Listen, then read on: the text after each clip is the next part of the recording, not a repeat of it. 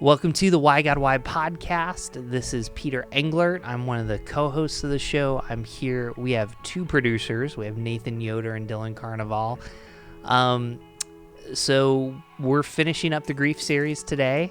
We're with co-host John Iamaio. We're welcoming him back for this episode, and we're asking the question, why not just avoid grief? I think it's a great question to kind of end with.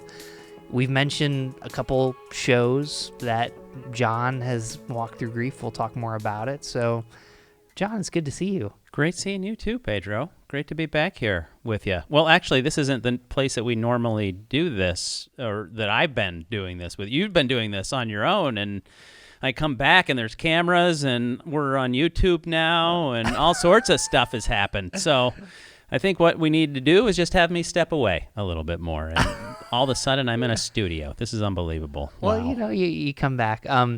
Before we get really serious, we're recording some of these and airing these out of order, but Sunday the Buffalo Bills play in the AFC Championship. Right. Do you have any just quick thoughts on that? We're in a series on grief, and so I'm guarding my heart. That's all I'm doing right now. I'm just preparing. I've experienced a lot of grief with the Buffalo Bills. It's been a tough thing for me in my life, but I'm just guarding my heart. What I said is I never believed that they would beat the Chiefs from the beginning of the year. I've said that. So if they do, I'm just going to be really happy. If they don't, I'll be like, well, that's what I thought. So perhaps that's just a way of guarding myself, though. It's like being a Jets fan. Every season I go in and I go 4-12, and this year they really disappointed me because they went 2-14. So, anyways, this is what I miss about having you here. I know, yeah. So let me just, what a transition. Yeah. John, we've been asking everybody here, what's your basic definition, understanding of grief? Yeah, you asked me that right before we started, so thanks, Pedro. Appreciate that. I don't have a working definition. The only thing I can express grief as, how I would describe it, is intense sadness. Now, I know that's not all that grief is. There's more facets to grief than just intense sadness, but I think that's maybe a foundational aspect of grief, is that it involves... oftentimes is precipitated by a big loss in our lives, or things that have changed dramatically, and involves a real sadness that I think that as a country, as a society, we don't do really well with. And I'll speak just for myself. I don't do really well with that, embracing that level of sadness and grief that we're faced with. It's tough to do. So, well, I actually want to kind of stick there before we have some updates and share your story. Most of our guests have kind of a functional, definition, which I think is helpful, the loss of something. But I mean, describe that sadness for us, because I think for you to even kind of say, this is what I feel, and we talked about this in this series, like grief, you don't really know it until it's almost like, it's not like people say I'm grieving, there's other secondary emotions. So I'd just be kind of curious how you landed on that. Yeah, I mean, again, this is part of my journey that I've been in, so that's not the only emotion that you feel in the midst of grief. Certainly sadness, anger, confusion, all of that can be muddled in there. But I think for me, the foundation of it is a real sadness. And I think often anger can result from sadness. Confusion can result from that same thing. And so for me, the journey over the last year and a half for me has been one of slowly embracing grief in my life on a new level, and particularly with my mom. And so I've come to understand different facets of it and understand how it affects me differently, throughout the course of this past year. So, well, why don't you kind of update us? You've shared in other podcasts that your mom dementia, and we've shared the news. You you kind of said to our listeners who, you serve really well, about that. But just why don't you just tell us the story from the summer to where we are now? Yeah. So, over the course of the last year, around a little bit before this time last year, my mom was diagnosed officially with Parkinson's disease and dementia. And so there'd been a long, slow decline with her mentally and physically. This past summer, she was probably at about 85 pounds, extremely underweight. Her cognitive function was declining pretty rapidly. A lot of times she didn't recognize, me or couldn't express who I was, although she realized I was a familiar face and I think she expressed love toward me, but I don't think she could express who I actually was a lot of time. And so there's this slow realization, I think, over the last year that I was losing somebody that I really loved, and Dr. Pauline Boss, who some friends of mine wrote a book called Hit Hard, and it was about their experience with their son in grief. And Dr. Pauline Boss is a psychologist who coined this term. Oh my goodness! Now I'm spacing on the term. Oh, ambiguous loss. And I think for someone walking through somebody with that kind of disease, there's a loss, but it's ambiguous loss. It's not right away. It's this, they're there, but they aren't there kind of thing. And so I was living in that tension for about a year of she's with me, but in a sense, she isn't totally with me in the same way that she was. And then, the days seem kind of crazy right now in terms of time-wise when all of this happened. But shortly before Thanksgiving, and we're talking in January as we speak, so, within a couple months ago, my dad was diagnosed with COVID, and my sister went into the house to take care of him and take care of my mom, and she needed help, so I went in to help take care of my dad and my mom and with my sister. And then 2 days into that experience, my mom was diagnosed with COVID. And so through that time, it was extremely intense, physically, mentally, emotionally. And my mom took a pretty severe downturn, and she was hospitalized. And she never recovered. She was in the hospital for over a week. Miraculously, I did not come down with COVID, so I was able to visit her in the hospital when she was put into hospice, and then she got put into a hospice facility for the last 3 days of her life. And for me, those were the most intense days. Those were the days of saying goodbye. Watching the process of her suffering, even though I guess, technically she wasn't suffering in the way that it appeared to me. Medically speaking, she might not have been suffering as much. To me, I'm watching my mom waste away in a bed and being able to do nothing about it. I think that for me was the toughest part of this whole journey. So I there was a period of probably, I think 4 days where I cried myself to sleep at night, 4 days in a row, because of just the emotional toll that was taking on me during that season. So, yeah. So I think that season was the toughest part of the grieving process. And, so then after that, it was more of, it's strangely a type of relief after watching someone suffer like that for so long, and knowing that she was someone who followed Jesus, and this is really what she wanted. And as an outcome, she wanted to be with Jesus. And so watching her just enter that phase, there was a weird sense of relief and grief at the same time, which is really confusing to walk through as well. So, it's the ambiguous loss idea is really helpful. Mm-hmm. And I guess as I'm listening to you, what I'm trying to kind of process through is, that your mother doesn't recognize you as her son. So there's like a part of grieving. And then the coronavirus, it was like that. Mm-hmm. So, I'm trying to even get a picture of kind of what you're going through.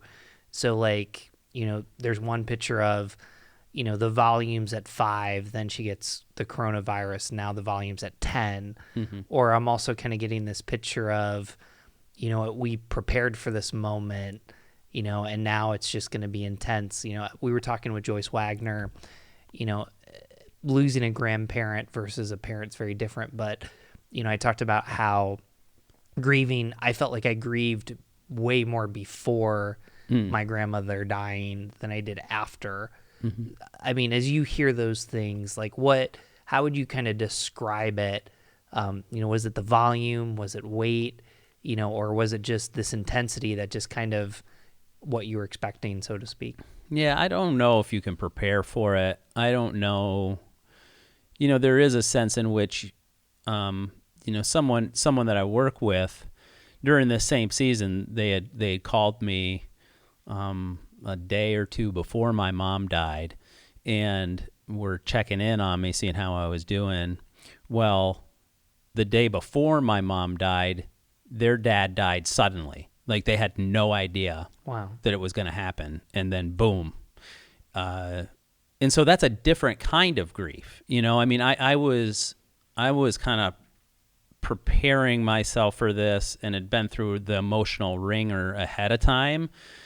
So it was kind of like a slow ramp up to it, where some people, it's like just dropped on them. And I think no two ways to grieve are the same. No two experiences are the same. And so, and no two people are the same. And so there's, to say this is how one person will respond versus another, you just can't, you kind of got to roll with it. And for me, it was a slow ramp up that got real intense for a season, and then I just felt exhausted after. Like, I would just say, and I'm still probably recovering from that exhaustion phase. I mean, my mom's passed away a little over 5 weeks ago now, and I'm still not back up to functioning physically the way I was before. Still feel like I'll do a few things a day, and then I'm like, wow, now I'm spent. So I'm not up to where I was before all of this. Before the coronavirus, how many days a week did you spend with your mom? So in the beginning of last year, I decided to go over there twice a week. So I would take care of her on Thursdays and Saturdays from like 9 to 12:30 when I'd put her down for a nap. So yeah, a couple days a week. And then, what did a day look like when the coronavirus happened, with your dad? I mean... Yeah, that whole thing was intense, because my sister and I, for a day or two, were taking care of both of them. And then my mom, with Parkinson's and dementia, like, she was up all night. And so I took my sister was exhausted by the time I got there. So I stayed up till my sister would go to bed around 9, and I would stay up with my mom from 9 till like 4 a.m. And then I would go to sleep for as much sleep as I could get. And then she would, we would just try to tag team it for a while together. But after a few days of that, we were just spent. And then my dad's symptoms started getting more intense. And so there was one day, the morning that we discovered that we thought my mom might have COVID, like that, the day before she was really off. And so we were trying to figure out what's exactly happening right now. That morning she ran a fever, and we knew this is probably COVID, even though we'd just taken her to get tested. And so the doctors had advised us, if that happens, call the ambulance. So we called the ambulance. The ambulance came into the house that morning. They took her away, and there's no words to express in that moment kind of what we were feeling. And so then my dad started to get worse. So with COVID, a lot of people don't hit the bad point until like a week to 10 days down the road, and then it gets really intense. So then my dad got really intense that same day. And so we took my dad to the hospital, and my sister at one point looks over at me and says, "Are we orphans now? Like, what just happened?" Like, we're driving back from the hospital. Both of our parents are in the hospital. Neither one of them can see each other, but they're there. And we just were at a loss of what was going on. So that was, without a doubt, one of the most emotionally intense times. I think the physical intensity of it, on top of it, probably, amplified it that much more. So by the time this airs the way it's scheduled, we just got done interviewing Josh Eisenhart, who shared about losing both his parents. And I just can't imagine, like, even for you and your sister to stop in that moment, because it's not just one person, it's potentially two people. Mm-hmm. And it just sounds like it just hits you so hard in that moment. Yeah, it was weird. I mean, surreal, and just emotionally, really puts you through the ringer for sure. And I'm sure there'll be aspects to it that I probably will continue to process, because one of the things I'm learning through this is it's not just like it goes away, boom, you're done. So I think there'll be aspects to this that I probably will be processing for a while. Yeah. You keep saying our question today, is why not just avoid grief? And so it's funny because, John, you do this thing. You're like, I push my emotions away, and then you proceed to tell us what you're feeling. So I'm sure there's a struggle in that we've had. Yeah. So I guess I'm kind of curious, because you talk about crying, you're being very real. Mm-hmm. There's some anger. So, I mean, what are you still pushing away? What do you still think that you haven't processed? Or, well, I mean, I'm a human being, right? So I don't enjoy pain.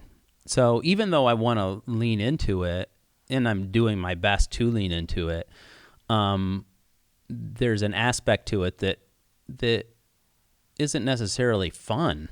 I mean, it's not like anybody wants to go through this and relive some of the things. And so I think there's a tendency for me to want to ignore some of that.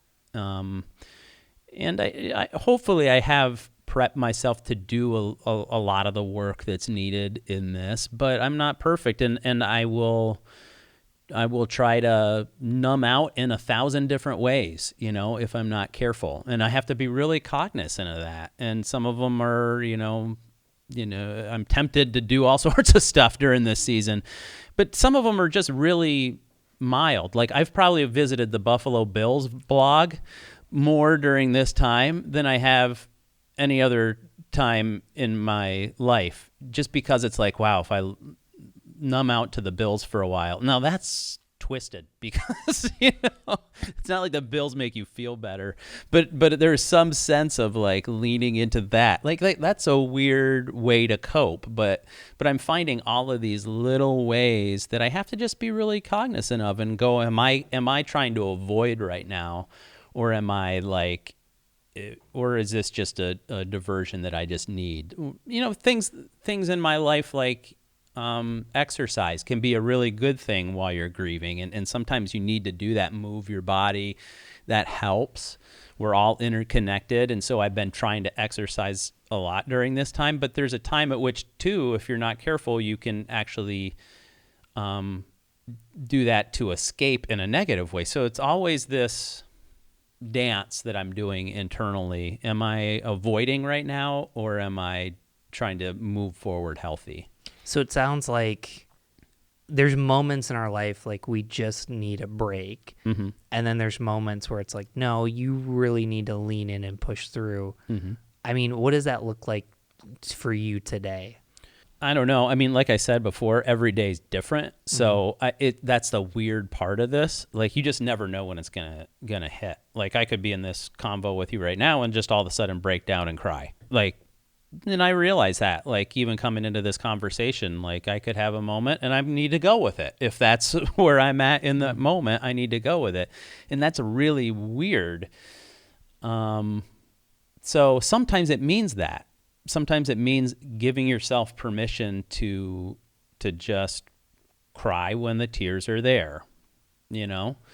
But it's also permission to just be where you're at in a given point. And it doesn't mean you have to force the tears to be there either. That's the flip side of it. 'Cause for me, I can think, well, if I was really grieving, quote unquote, right, then I would just be like crying all the time in a corner. But that's not the way that grief works, as I've discovered, you know.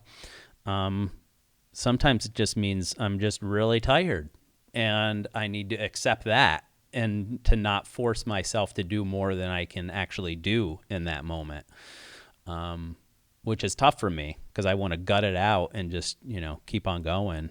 But this has taught me that you can't push yourself beyond what you're able to do sometimes. So, what's been helpful, you know, from people that have supported you, and maybe what are some things that haven't been so helpful? I think, you know, I have been blessed by a lot of supportive people in our lives, and I'm just super thankful, you know, Pedro, including you, sitting here across the table, for the people who were really supportive during this season. You know, I was posting stuff on Facebook just out of desperation more than anything else. Like, basically, I posted stuff on Facebook just because I needed to have people pray for me. I don't normally like posting things on Facebook, but I was like, if you're a praying person, would you please pray for us? And then the responses that I got from people off of that, just people praying, was unbelievable. Unlike anything I'd experienced on social media. I was like, wow, this is actually what this is designed for. Like, this can be a really good, you know, force for good.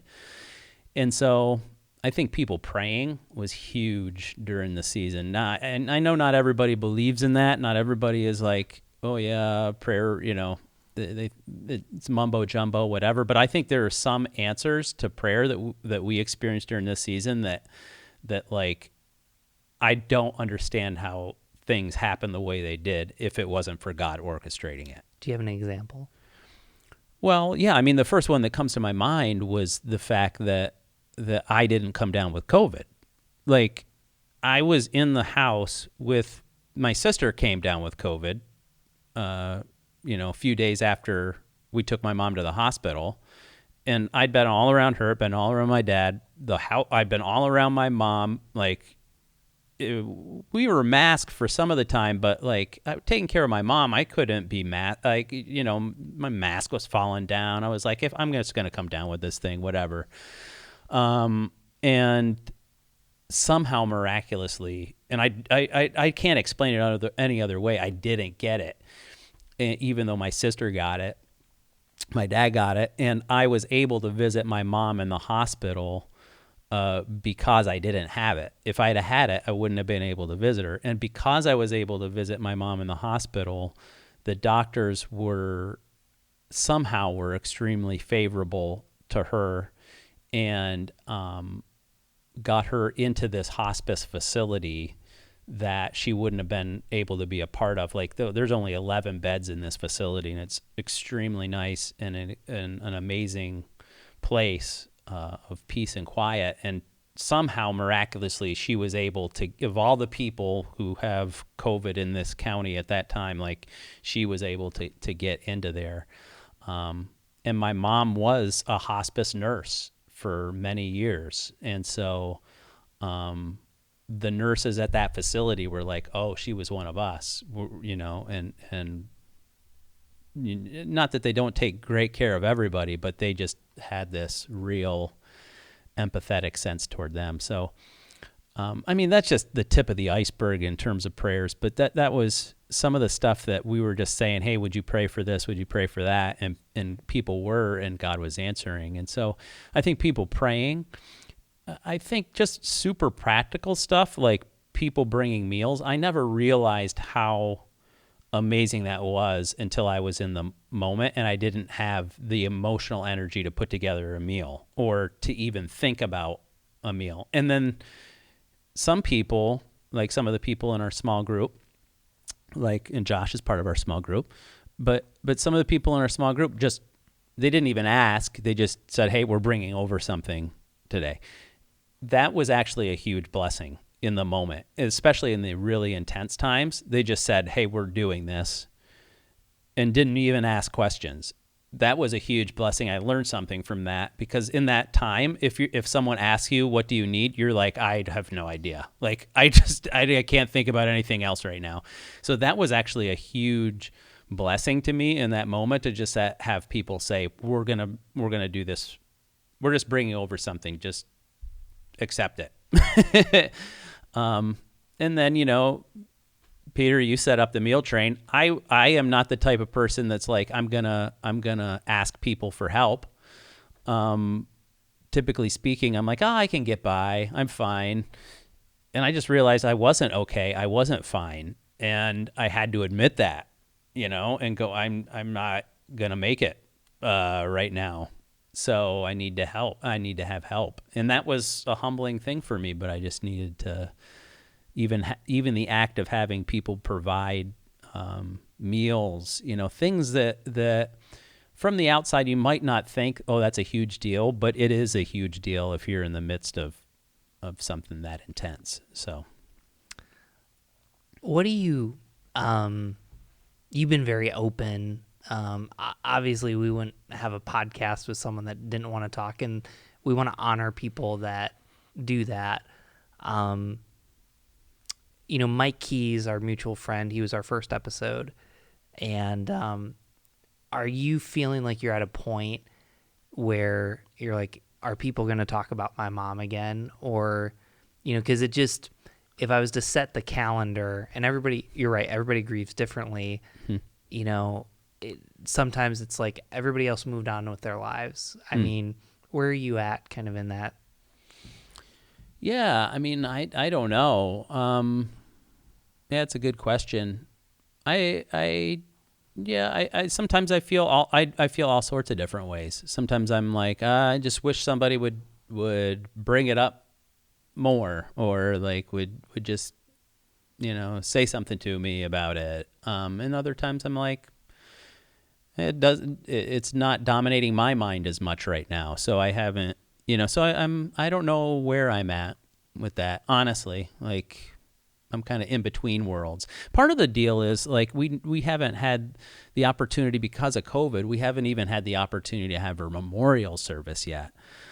So she asked to be cremated, so she was cremated. So that actually, in a way, was super helpful in this process, but also, delays kind of one of the big markers in the grieving process, which is, that ceremony kind of aspect. So we haven't even had that yet.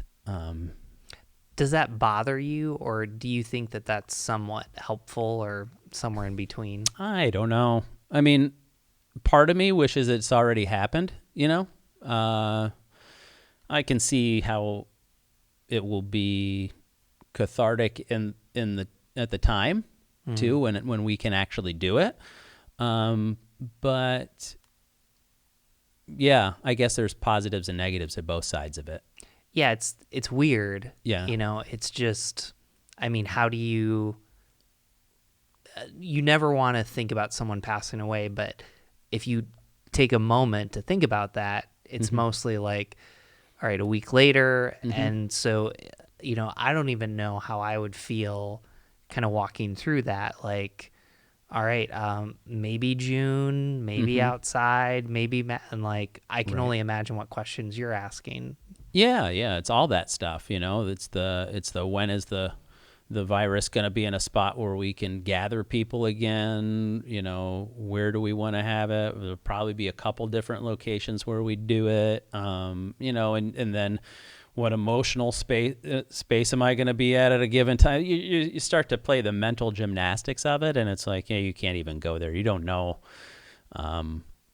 that side of it. It's really tough to project where you're going to be emotionally at a given time. So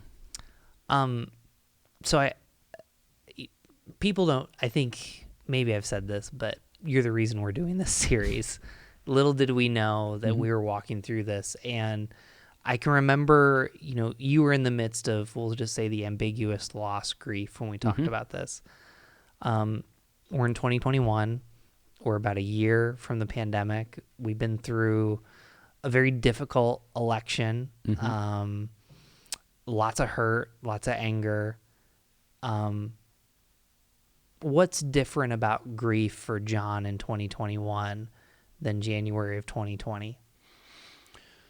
Well, you know, one of the things I've come to appreciate through this process is I think now we are collectively as a society, we're grieving.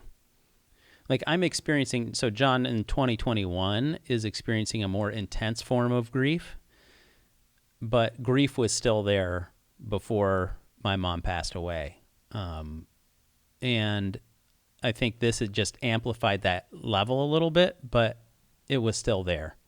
And what I'm seeing in the people that I talk with is most everybody is experiencing grief right now in one form or another. And it's tough when an entire society, when an entire world is dealing with grief and everybody is dealing with it differently. You know, and so you do see, I think a lot of the anger that we see right now portrayed, you know, out there is because people are sad and they're hurting and it's coming out in anger as well. You know, and I think, you know, a lot of people, we just don't know how to deal with grief as a society. We don't talk about it enough. And so then when we're forced into it, we're like, well, things should be better by now. And then we just want to rush to the next thing. And it doesn't work that way. So, yeah. You know, I'm just kind of, I'm thinking about, you know, this year, I'm thinking about our listeners, I'm thinking about, you know, you and, you know, a question that I just kind of keep coming back to. We were talking about lament. We're going through the book One Blood by John Perkins. And like, we have this new teammate. She's a virtual teammate. Her name's Whitney, and she talks about the Rwandan church. And Rwanda, you know, there's a lot of grief, and they've, you know, in some ways they lament well. And I guess the question that I'm kind of asking is, grieving and lamenting seem like, and maybe this is so American, like, well, what do we do? Like, what does a church service look like that you're in a rhythm of lamenting and grief? What does a small group look like? What is a relation like, you know, to do this like really well? I don't know. What thoughts do you have about that? Man, I don't know. I mean, like you know, as I think about a church service or a setting where we could help people process things, I think maybe a creative idea that I would have, if, you know, I'm spitballing here with you, but I think a creative idea might be... Those are the best ideas. Yeah. I mean, I could envision a service where, you know, different Psalms were looked at, and rather than just keep it mental, okay, yeah, this is what the Psalm says, this is da-da-da, but to look at lament Psalms and then have everybody actually take a chunk of time and write a lament Psalm. Like, just write your lament and then have enough space where you could actually provide a time where people could do that. I think it could be really, really powerful, and you would probably be surprised at how much pain is there and how much people are really struggling with if they were given the space to actually express that to God. And they might find it really healing to be able to have that kind of space to present it to God. So I know that's kind of an outside of the box kind of way to think about it, but I think I would probably appreciate that kind of environment. And it'd be interesting to hear what other people wrote. That would be really interesting to me. So as Americans and maybe a different, certain segments of America, we can be very intellectual about things. Like faith can be just this check your boxes kind of thing, but I don't think God has designed faith to be that way. It's not just a check the box intellectual. Do you believe this? Yes. Do you believe this? Yes. God is about when the Bible uses the word knowing, it's this idea of intimacy, like super connected relationally, emotionally, physically, like it's everything. It's knowing.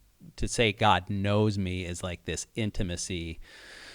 And so I think we miss that when we aren't able to express those kind of things to God. Mm. What do you think it looks like to create space for grief in a relationship? I can only say what I've experienced over these last few weeks, even, in context of my marriage, even context of my wife, I came back to my house. I was in my house for a while my mom was in the hospital. I was in isolation in my house because my family didn't want to get sick in case I had it. No, we didn't know if I had it at that point yet. So, so I was in isolation, but finally, it was like, okay, well, my mom's in hospice now. It kind of became like, well, let's just try to get back to a semblance of normal.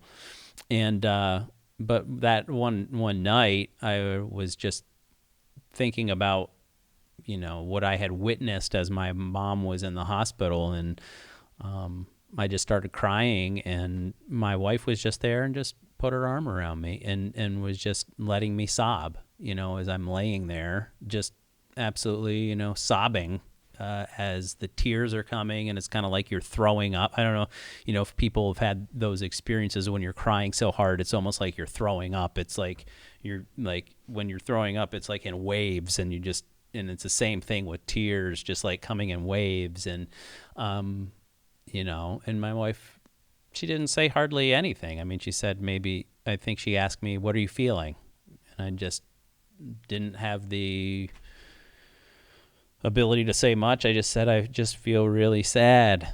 And that's what I felt. And that was okay. She just sat there with me for as long as it took. And I think we complicate things with this a little bit too much. I think sometimes, to be a help with someone in grief is not talking to them about it as much as it is just being there with them and kind of putting your arm around them and being okay with that. Well, and I love what you said, and I think we even talked about this in series planning. There's an element of, you have to just do something, if you're going to support another person. Mm-hmm. And that kind of sounds American, but in some ways, I think where we fail with grief is, and again, I'm thinking about Josh's interview, we say dumb things like God got another angel, or it was her time, and, just they lived a full life. And it's like, that might be true, but that's not helpful, as opposed to, I'm going to call you every 2 weeks, or, we're going to make sure you get a meal. I was thinking about the book, Everything Happens for a Reason by Kate Bowler, who, she tells a story. She has stage 4 cancer. I think it's kind of neutral right now, but she said for a year, someone just mailed them an Amazon gift card.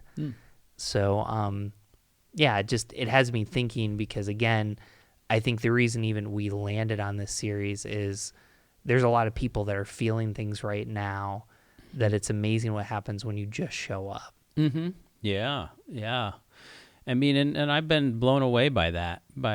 And sometimes it's the people you least expect, honestly. Like, I didn't expect some of the people that reached out to reach out. And they were just like, we're bringing you over a meal. And some of the stuff that people that maybe, that I don't know if they're even followers of Jesus, but they just showed up and showed such love that I was like, my goodness, I'm just so amazed by that, and so grateful for that they would think of me in this time.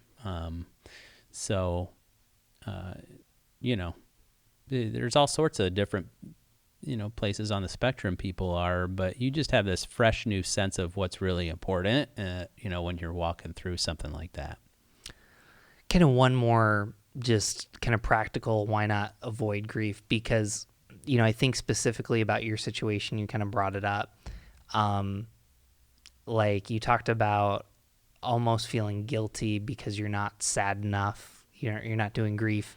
You also mentioned too, like, I think what's natural, your mother faced dementia, and to see her go, like, just, I don't know how to explain, but like just to see her not suffer, that's probably the best way. How do you be fair to yourself and kind of receive God's grace, but also know, like, man, just selfishly, I don't have to take care of my mom anymore. But on the other hand, like, I would have her here. I mean, how are you navigating all of that? Yeah, that's an interesting question. One of the first images, so I'm just building off of something that you just said, one of the first images that I had, maybe the day after my mom was gone, I had this realization of my mom being in Jesus' presence, and she had all of her needs taken care of, which just was like this ultimate relief for me in that moment. I think I felt the pressure to provide those things a lot. And I had this vision of her being there, and she had no more needs at all. Like, her every need was taken care of, and realizing that the next time that I see her will be the truest form of her that I've ever seen. And that was pretty significant for me to have that realization, that because as I kissed her goodbye, I was like, Mom, I'm going to give you a hug, but this is the last hug I'm going to give you before heaven. And then I was just weeping in that moment. I was like, I couldn't hold it together, and I'm trying to pray for her, and I'm just sobbing in the middle of it. But I realized that there will be that hug again. But and when that hug occurs, she's going to be she's already in this place where she's had all of her needs taken care of, and it's just going to be a beautiful thing to look forward to. So yeah. Wow. What would you say to people that are grieving right now? And essentially that's kind of to everybody. Yeah. Yeah. I mean, I hope you have people around you. I hope you can let people in. That was a challenge for me in this process, was letting people into the grief, and being open with the grief. I chose out of desperation to put it out there to people and let people kind of in on a daily, for maybe 2 weeks, I let people on a daily look on what my life was, what I was experiencing for that couple weeks. I actually don't regret it. Even though I didn't want to in the moment, I was hesitant to do it, and midway through I was like, I feel like I'm being annoying to people now, but I feel like it was healing for me, and I feel like it helped other people know how to connect with me in a more tangible way. So I would say I hope you have people in your life. I hope you can let at least some people know. And I know not every situation can be put out there on social media or whatever. And that's not necessarily the right way to deal with everything. We run to that a lot. But I at least hope you have some people in your life. And if you don't, at least you can reach out to one or two people, because you need other people. You can't do it on your own. So I just want to tell people that too. Like, you can't, like, grief is not intended to be walked through on your own. I've just seen too much of, like, I think we're such an individualistic society. We don't want to depend on anybody for anything, but there come times in your life where you need other people in your life, and that's just one of them when you're grieving. And so collectively as a society right now, I think we need to step back and realize we need each other. It's not an option to just get by through this on our own. We need each other. We need other people in our lives as well. So I would tell them that, and the promise of Jesus that he tells us that everybody who's weary and carrying heavy burdens, they can come to him and he will give them rest. I think that's a legitimate deal. Like, I think we're exhausted because we're grieving right now. I think as a society, we're exhausted. We feel like we're carrying heavy burdens around. Jesus is offering us a way to experience true life in the midst of it. He doesn't say we're going to escape grief, but like, he will take our burden from us. And so I would just say, if you're considering, Jesus, like, he actually does meet you in times of grief. Actually, it's been weird because I haven't been able to spend as much time reading my Bible lately. Like, it's taken more effort, it seemed like. And I've been getting back into it now, but it's been harder. So I just started small little chunks, and I read the Sermon on the Mount, just little chunks of the sermon, not the whole thing all at once. Just little chunks, and it just stuck out to me what Jesus says. Blessed or happy are the people who mourn, because they will be comforted. And as you lean into grief, it seems like it would be the opposite. You'll just get sadder and sadder. But I think as you mourn and bring your grief to God, he will actually meet you in that spot in a way that you don't anticipate, so that mourning actually can turn to a joy, in a sense. Not a phony joy, not a skipping around kind of joy, but like a peace that's real. We're going to ask the question we always ask, even though you kind of answered it. Just for our listeners, I love John. John's a really good friend, and I'll kind of let him kind of share where he's at. One of the things that we're trying to kind of model is, John's been through a lot, and so he and I have had some conversations, and, John might come back. John is kind of on a break, and I just kind of feel like, listeners, you're our family, and I just kind of want to tell you that. And we're trying to model what we've said in these episodes. John does this, kind of volunteering, and we care about you, but we also, we care about the individuals that are a part of it. So, John might, as Cody Schweikert said, come back like a retired football player, or John might do some other endeavors. And I know that that's not a clear answer, but I kind of feel responsible to those of you in this family. John's always going to be a part of this family, but John, do you want to say anything about that, or just? Yeah, Peter's been extremely gracious during this time. Obviously for a season I had to say, I can't think about a podcast right now. So, and Peter's super gracious in the midst of all of that, and has continued to be gracious. And at this point, I don't know. So why God, why tribe? I love you.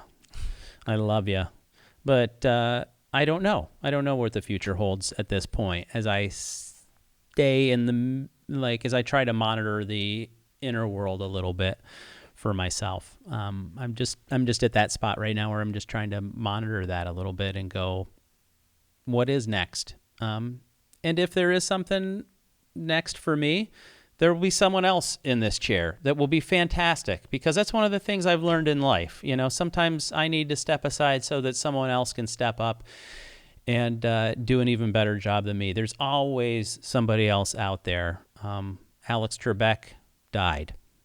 Someone else is hosting Jeopardy now. If that can happen, someone else can take over the Why God Why seat, if that, comes to that. Just don't bring up Drew Carey and Bob Barker. But anyways. So that's, yeah. But no, it has been, no matter what way it lands, and, we're up in the air on that right now, no matter what way it lands, short in the long term, it has been an absolute blast getting to serve alongside of you, Pedro, as a friend. And, as someone who cares about the same kind of things, reaching people for Jesus who feel marginalized and feel out of it and feel like they don't know if they have a voice in this thing, and trying to ask those kind of questions that those people who hopefully are out there listening to us right now care about. And so, it's been a joy. I don't know how many episodes we've done. Has it been 100? Have we done 100? We're almost at almost 100. What is it? Adam McGuffey from the Joy Ethic. We'll say like 90 or 100. Whatever it is. I don't know. I'm rounding up to 100 just to say we've done it. But it's been so much fun to be a part of that. So. So what does Jesus have to say about not avoiding grief? Yeah. Oh, yeah. Oh, that's right. You go first. Yeah, you go first. Oh, good. Phew. All right. I can tell that I'm like grieving you not being here, because like I asked this question and it's so awkward. So I was interviewing a guest and like I went to answer it, and like it kind of felt like a question. So like, anyways, that's a whole nother thing. As we close this series with this episode, I just think that Jesus is big enough, gracious enough, merciful enough, wanting us to enter into grief. And, I don't really have a Bible passage, and I don't think it's helpful, but, one of probably the most formative stories of my life, I wasn't even a part of, but, my sister had cancer. She survived it, but, she went to get chemo from Binghamton to Syracuse, because Syracuse just had better hospitals for kids. And I'll never forget this moment that, she's like 7 or 8 years old, going to get chemo, and she's with my dad and grandma, and she says, I don't want to get chemo, and she's crying. And, as even I heard this from my grandma and my dad, my dad, who's a big guy, is crying and, just sitting there so sad. And at the end of it with the chemo, she says, I made Dad cry. And I think about why not to avoid grief. And I think about that story, that the thing that we think will ultimately be our demise is actually, as Joyce Wagner said, the last kind of degree is meaning. And, it's not like there's this, everything works out, but there's some type of meaning. So to avoid that is to actually miss out on a gift from a Savior who grieved himself. So. Yeah, that's well said. I mean, you just, all you need to do is just read the Bible, and you just realize, like, legitimately, just read Matthew, Mark, Luke, John. Look at Jesus. He didn't run away from grief. He embraced it. And he knows what it's like to feel pain. So, blessed are those who grieve, for they will be comforted. I truly believe that. And then there's this other piece to it that's really real, that I think Jesus has experienced the same pain that you have. And Christianity is really unique in that way, in that it says that God has become one of us to experience the things that we have experienced. So God isn't this removed being that can't understand what we're going through. He actually knows what we're going through experientially. And so if you're sad, if you're hurt, if you're angry, Jesus has experienced that too. And it's okay to bring that emotion to him and to let him know. Yeah. I'm not going to end with our normal spiel. I don't feel like that's, I don't know. I'm thankful for Browncroft Church, and, I hope you all share this. But, John, as a way to close out this series, do you mind just praying for everybody that's grieving? And yeah. Sure. Yeah. Dear Lord, thank you for every person who's listening or watching right now. And you know their pain. And some of them are going through really intense things right now. Maybe even today they've experienced something that's really, really intense for them. And so, Lord, I pray you would meet them where they're at. You know each of their stories. You've created each of us in your image. And, Lord, I pray you would meet them where they're at, that they would be able to share what is on their hearts with you and with people around them. I pray that they would experience you and your presence with them, maybe in this time like they never have before. And Jesus, there's one thing you tell us about you. You're the Prince of Peace. And so I pray that you would give everyone who's listening today, everybody who's watching, you would give them a sense of your peace and your presence with them during this time. And maybe even for those that don't know you, that they would turn to you in a fresh way today and go, Jesus, here's my life. Here's everything I have. I want to experience the world the way that you want me to. So thank you, Lord, for that opportunity. We just are so thankful for everybody who's listening and watching, and just pray a blessing on them in Jesus' name. Amen. Amen. Thanks for joining us.